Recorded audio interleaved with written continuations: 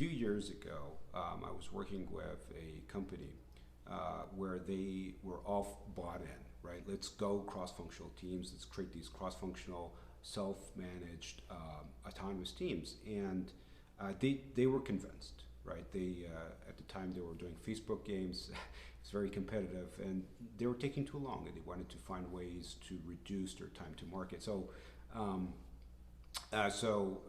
we started by putting together an experimental cross-functional team, and now leadership was tasked with the challenge of, well, who do we put onto the team, right? So we will need one or two people from, say, the front end team, the back end team, the animation team, the graphics team, the QA team, and so on, right? And they came to me and asked me, I think, a very good question in retrospect, right? Who do we choose to put in this team? How do we know they're the right people so that this experiment will succeed?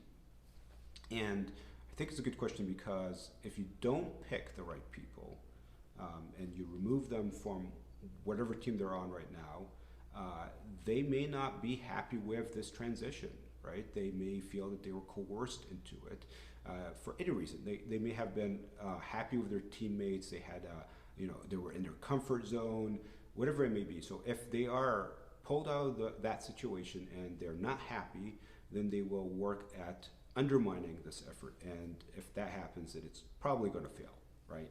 How do you know? How do you know which ones to pick? And when leadership came to me with that question, my answer was, you don't pick. Don't make that your responsibility.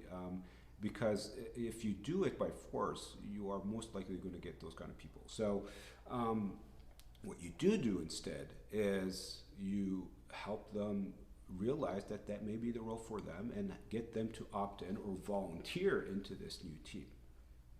And I think that is one of the best ways I've seen forward in that kind of situation, because when you do that, then you're most likely going to get those real leaders. And that's what you want in an experiment, because they are open to experimentation, they're open to continuous learning, and they also learn by doing and they lead by doing, right? And that's exactly what you want to do for an experiment like this to succeed. If you do that, if you get those kind of people, then I can almost guarantee you your experiment is going to succeed, right? And that's exactly what you want when you're leading in an organization and leading this kind of change, where you want these autonomous teams to be able to be masters of their own fate and actually create real lasting change.